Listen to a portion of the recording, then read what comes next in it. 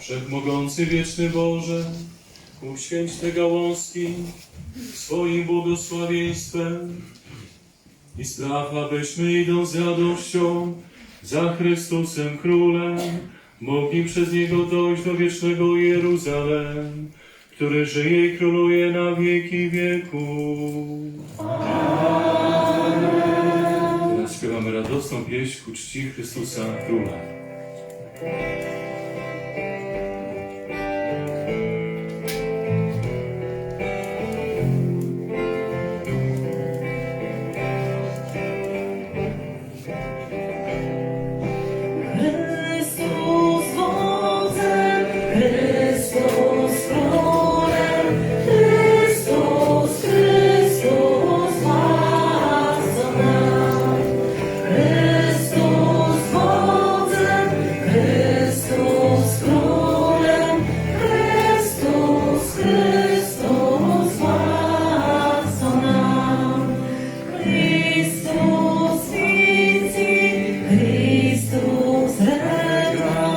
Chrystus,